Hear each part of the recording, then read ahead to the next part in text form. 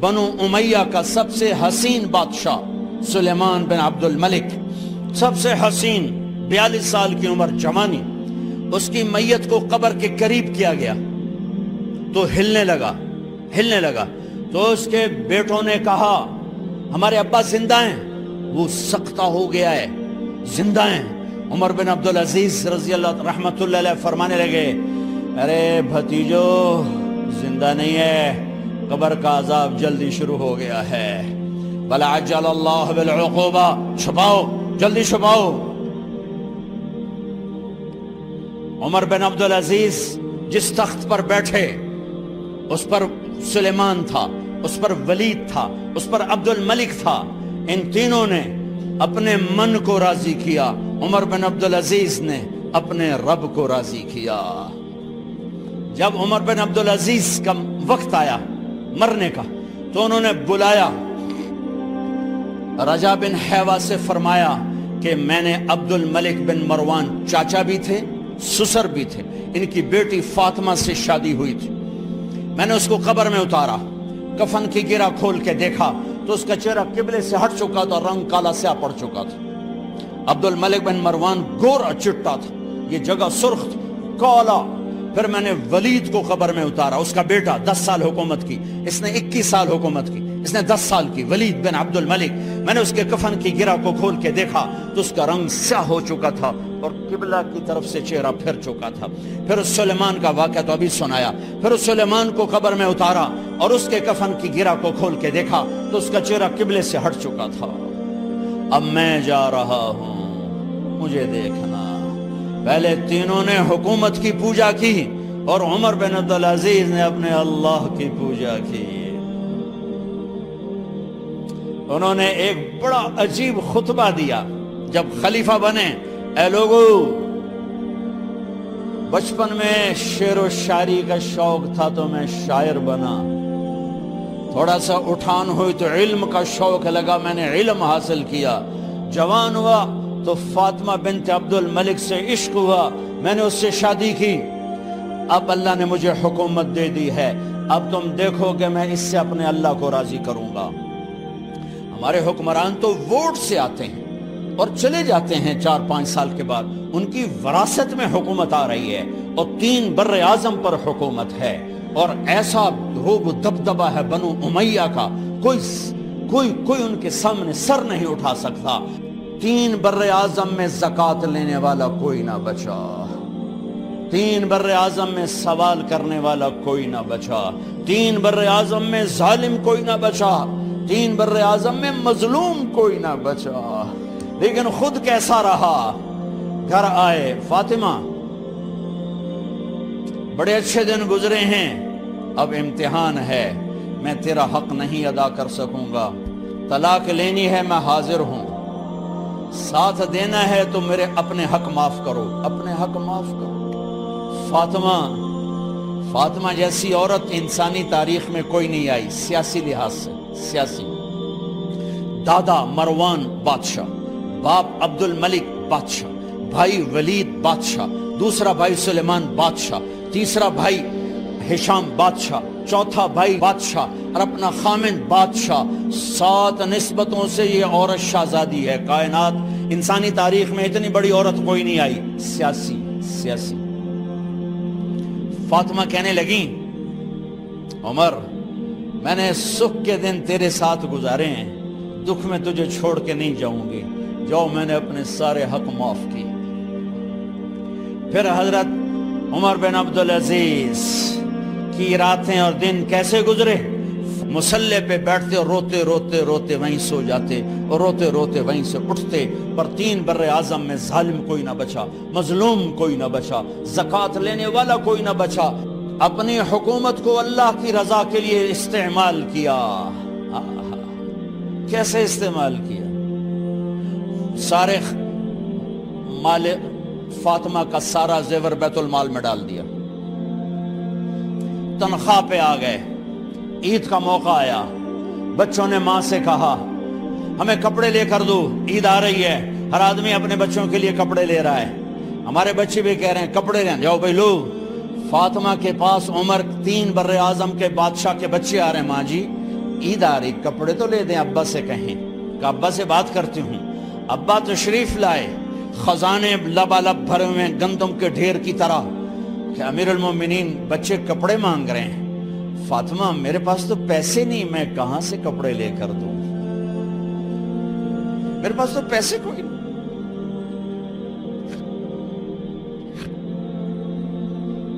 حضرت فاطمہ نے کہا پھر بچوں کا کیا کروں؟ کہا پھر مجھے بھی نہیں پتا کیا کروں۔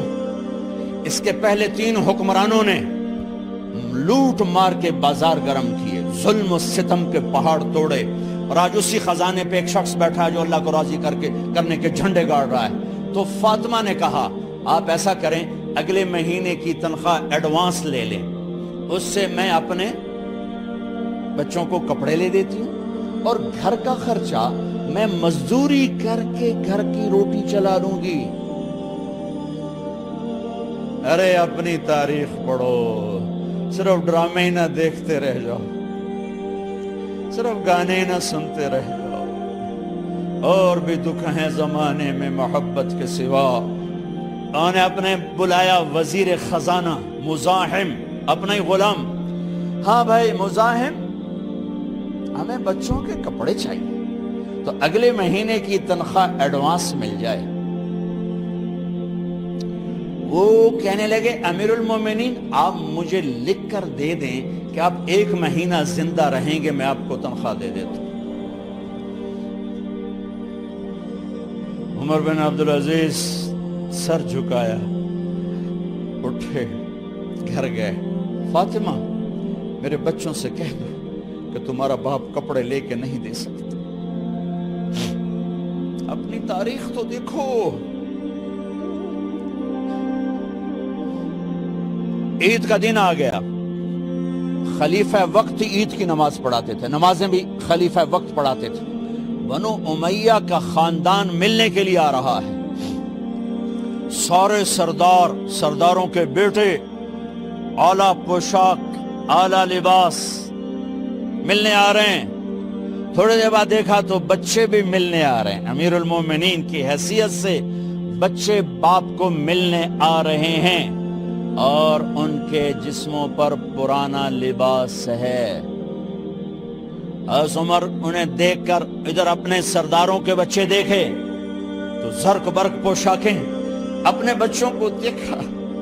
ارے اس باپ سے پوچھو جو سب کچھ کر سکتا ہو اور پھر مٹھی بند کر لے کہ نہیں میں نے حرام کی طرف نہیں جانا۔ بچوں کو دیکھا تو آنکھیں ڈب ڈبا گئیں، آنکھوں میں آنسو آ گئے۔ فرمایا میرے بچوں آج تمہیں اپنے باپ سے گلہ تو ہوگا کہ آج ہمارے باپ نے کپڑے ہی نہ لے کے دیے۔ ان کے ایک بیٹے ہیں عبد الملک، ان سے بھی 4 ہاتھ آگے تھے، ان سے پہلے ہی فوت ہو گئے تھے۔ کہنے لگے ابا جان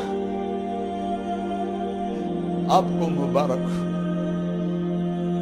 آج ہمارا سر بلند ہے، ہم شرمندہ نہیں ہیں، آپ کو مبارک ہو، آپ نے قومی خزانے میں بددیانتی نہیں کی ہے، ہم شرمندہ نہیں ہیں۔ انسانوں کو کپڑوں پہ نہیں تولا جاتا۔ آج کا میرا دیس کا مالدار اتنا فقیر ہو گیا ہے، اتنا چھوٹا ہو گیا ہے کہ وہ اپنا تعارف کروانے کے لیے 50 لاکھ کی گھڑی لیتا ہے، 6 لاکھ کا جوتا لیتا ہے۔ آج کی بیگم اتنی چھوٹی ہو گئی ہے کہ اپنے قد کو بڑا کرنے کے لیے وہ 10 لاکھ کا ہینڈ بیگ لیتی ہے کہ دیکھو میرا بیگ 10 لاکھ کا ہے۔ ارے میری بہن تو 10 ٹکے کی بھی نہیں رہی اگر تو نے بیگ سے اپنے آپ کو بڑا بنایا۔ او میرے دوست تو 2 ٹکے کا نہیں ہے اگر تو 10 لاکھ کے جوتے اور 50 لاکھ کی گھڑی سے اگر تو بڑا بننا چاہتا ہے۔ ارے اس دھوکے سے نکلو۔ برینڈڈ کہاں جا رہے ہو؟ جب تم اپنی ذات میں بے قیمت ہو تو رب ذوالجلال کی قسم تمہاری گھڑیاں، تمہارے بیگ، تمہاری گاڑیاں، تمہارے بنگلے تمہاری عزت کو بڑھا نہیں سکتے۔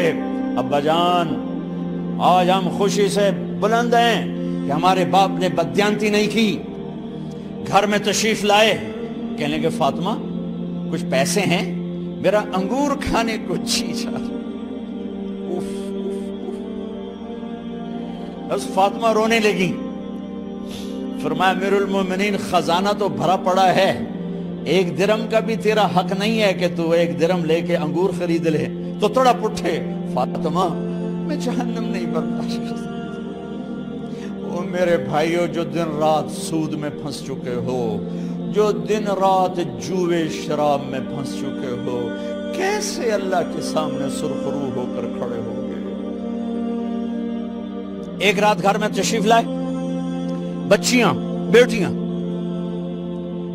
منہ پہ ہاتھ، کپڑا رکھا، دوپٹہ رکھا منہ پہ، اور بات کریں۔ آپ نے پوچھا ارے کیا ہوا تمہیں، یہ منہ پہ کپڑا کیوں رکھتی ہو؟ تو خاموش ہو گئی، لیکن گھر کی خادمہ رو پڑی، کہا امیر المومنین آج آپ کی بیٹیوں نے کچا پیاز توڑ کے اس سے روٹی کھائی، سالن کھائی، اور میرے آج کا تاجر کہتا ہے جھوٹ نہ بولوں تو کاروبار کیسے، میرا افسر کہتا ہے رشوت نہ لوں تو گزارا کیسے کروں۔ تو عمر بن عبدالعزیز پھس پہ ہچکیوں کے ساتھ روئے کہ میری بچیوں، میں تمہیں بڑے اچھے کھانے کھلا سکتا ہوں، پر میں جہنم کی آگ برداشت نہیں کر سکتا۔ بھائیو، اس بندے نے اپنے آپ کو ذبح کر دی، اللہ کو راضی کرنے کے لیے ذبح کر دی، اپنے ذات کو، اپنے جذبات کو، اپنے احساسات کو۔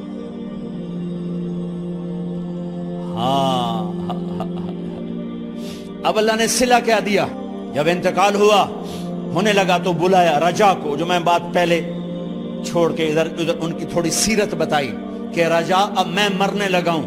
عبد الملک کالا ہو گیا تھا، ولید کالا ہو گیا تھا، سلیمان کالا ہو گیا تھا۔ یہ کیوں کالے ہوئے تھے؟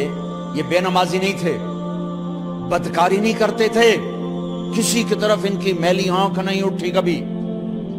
یہ ظالم تھے، ظالم، انسانوں کا خون پیا، مال میں خیانت کی، اس پر اللہ نے چہرے پھیر دیے۔ آج عمر بن عبدالعزیز جا رہا ہے کہ دیکھو میں جا رہا ہوں، مجھے دیکھو میرے ساتھ کیا ہوتا ہے۔ ان کا انتقال ہوا، ان کی میت قبر کے کنارے رکھی گئی، اور اب نیچے اتارنا ہے۔ سلیمان کی میت کو اتارنے لگے تو ہلنے لگا، اور عذاب قبر پہلے شروع ہو گیا۔ عمر کی میت کو جب قبر کے قریب کیا گیا، ایسے ہوا کا جھونکا آیا، ایک پرچہ ایسے لہراتا ہوا، یوں آیا، یوں آیا، یوں آیا، اور عمر کے سینے پر گر گیا۔ لوگ کٹھے ہو گئے، پرچے کو کھول کے دیکھا گیا تو اس پہ لکھا تھا بسم اللہ الرحمن الرحیم، براءۃ من اللہ لعمر بن عبد العزیز من النار۔ یہ پروانہ ہے اللہ کی طرف سے اس کے بندے عمر کے لیے کہ اسے جہنم سے نجات کی خوشخبری سنا دی جائے۔ مرنا ہو تو یوں مرو، اللہ ایسی موت دے دے۔ کہتے ہیں میں نے ان کو قبر میں اتارا، جب قبر میں اتارا تو کیا دیکھا؟ میں نے کفن کی گرہ کھولی تو چہرہ قبلے کی طرف، اور یوں لگا جیسے 14ویں رات کا چاند قبر میں اتر آیا ہو۔ اور آخری بات کرتا ہوں، میرے بھائیوں بہنوں، اپنے اللہ سے صلح کر لو، اپنے اللہ سے صلح کر لو۔